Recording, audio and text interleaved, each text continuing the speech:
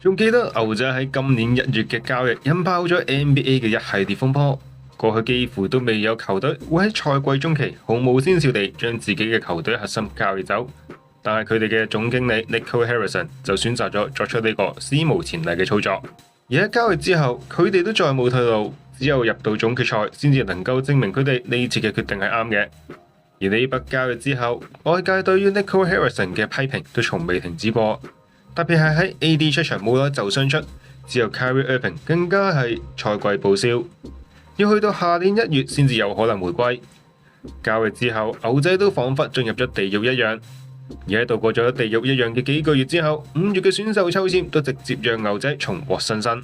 佢哋用幾乎冇可能嘅1.8% 嘅機率抽中咗狀元，讓佢哋有機會選擇可以拯救佢哋嘅救世主 Cooper Flag。而佢哋喺得到狀元籤之後，再冇咩奇怪嘅操作。佢哋喺選秀大會中都順理成章以第一順位選中咗來自杜克大學嘅 Cooper Flag 返嚟。With the first pick in the 2025 NBA Draft, the Dallas Mavericks select Cooper Flag。呢位年僅18歲、身高6尺9寸嘅前鋒，被譽為近年嚟最具潛力嘅新秀之一。但係更令人矚目嘅係，牛仔嘅總經理 Jason Kidd 喺選秀之後冇耐就宣布，計劃讓 Cooper Flag 喺新秀賽季就擔任控衛。呢個決定都出乎大眾嘅意料，而引起咗大眾嘅關注。到底 Cooper Flag 係咪能夠勝任控衛呢？定係 Jason Kidd 佢認為 Cooper Flag 可以好似字母哥一樣，成長為一位超級巨星呢？大家好，歡迎收睇壯志的籃球。今日我哋就嚟睇下 Cooper Flag 佢係咪真係有可能打控衛？而 Jason Kidd 嘅目的又係啲咩呢？事不宜遲，我哋而家就嚟睇下。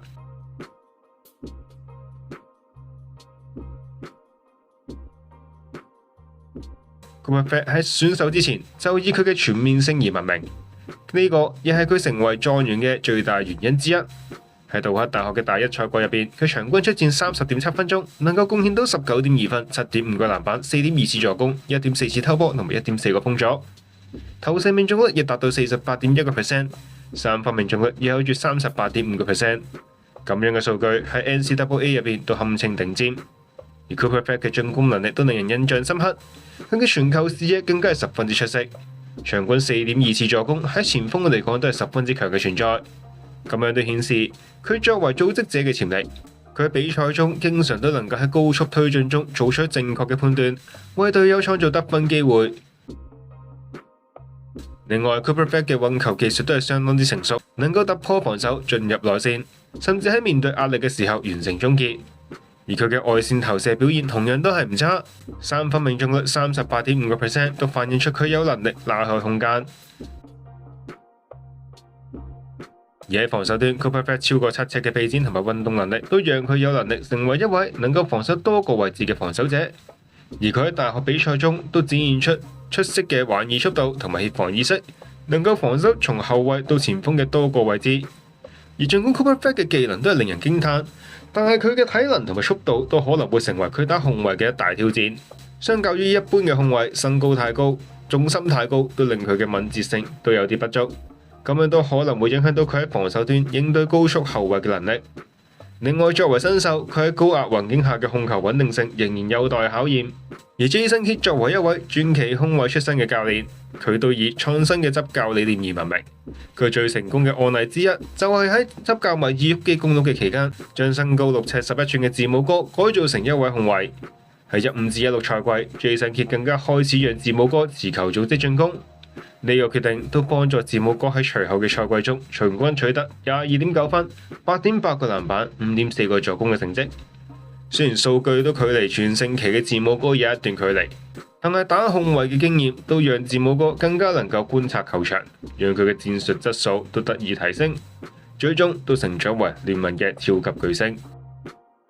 而 Jason Kidd 嘅執教理念從來都唔拘泥於傳統嘅位置定義。佢曾經表示唔睇重位置，佢希望讓球員能夠自己處理個波，咁樣對佢哋嘅成長都有幫助。呢種靈活嘅戰術思路，讓字母哥都從一位體能型前鋒轉型成為一位全能型嘅進攻發起點。如今 Jason Kidd 將呢個理念應用到 Cooper Flag 身上，佢喺選秀大會之後喺記者會都明確表示，佢想讓 Cooper Flag 打控衛，讓佢感到唔適應，咁樣佢先至能夠快速成長。Look at the position. I want to put him at the point guard. I want to make him uncomfortable. 而到底字母哥嘅成功又係咪可以複製嘅呢？字母哥嘅成功或者都為 Cooper Flag 提供咗啲參考嘅，但係兩者嘅情況都唔係完全相同。字母哥喺轉型控衞嘅時候，佢都已經入咗 NBA 一段時間，而 Cooper Flag 就係即將踏入聯盟嘅新秀。另外，字母哥嘅身體質素，尤其係速度同埋力量，喺當時已經接近頂尖嘅水平，而 Cooper Flag 嘅體能仍然需要時間磨練。而儘管如此都好 ，Jason Kidd 豐富嘅執教經驗同埋對年輕球員嘅培養能力，都仍然讓佢對 Cooper Flag 嘅轉型抱有期待。另外 ，Cooper Flag 嘅技能同控衞角色嘅契合度又點樣呢？咁樣都或者會係佢打唔打到控衞嘅核心所在。而從技術層面嚟睇，佢嘅傳球、運球同埋防守能力都滿足咗佢控衞嘅基本需求。而佢嘅身高同埋臂展都為佢喺呢個位置帶嚟咗獨特嘅優勢。身高6尺9寸嘅 Cooper Flag， 若果能夠勝任控衞，佢都將會成為 NBA 中最具威脅性嘅高控衞之一。佢嘅身高都能夠讓佢喺防守時干擾對手嘅傳球路線，並喺進攻中輕鬆越過防守者完成傳球或者投射。呢種身高優勢喺現代無位置籃球嘅趨勢嚟講，都係更加珍貴，亦可能讓牛仔嘅戰術體系變得更具靈活性。就好似如果佢打控衞，牛仔場上就可以放出一套 David Lively、AD、PJ Washington、Klay Thompson 同埋佢嘅陣容嘅身高優勢都係顯然易見。同時佢都可以上4號位夾 AD 打雙塔，將 David Lively 變成 Kyrie Irving 打一套小陣容。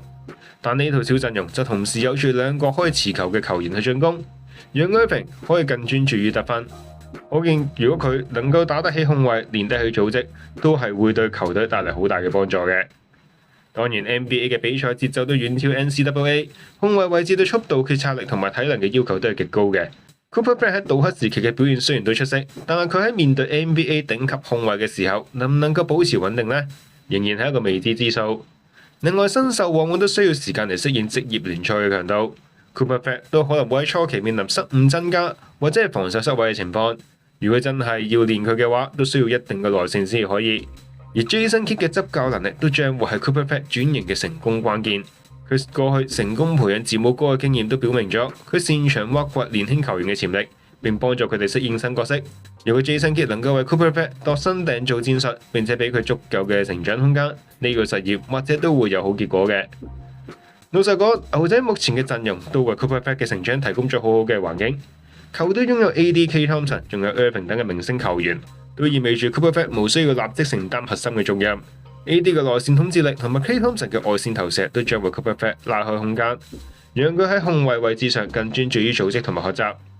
另外 ，Irving 傷愈復出之後，佢嘅經驗同埋控場能力都能夠為 Cooper Flag 提供實場嘅指導，幫助佢更快適應 NBA。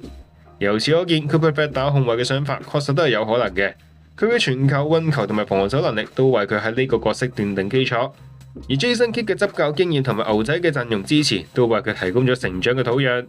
但作為新秀，佢都需要時間適應 NBA 嘅節奏同強度。但係無可否認嘅係 ，Cooper Flag 嘅潛力無限。如果佢能夠喺控衞位置上企穩住腳，佢或者都能夠好似字母哥一樣快速成長，喺 Jason Kidd 嘅指導之下，成為聯盟嘅超級巨星。唔知大家點睇呢？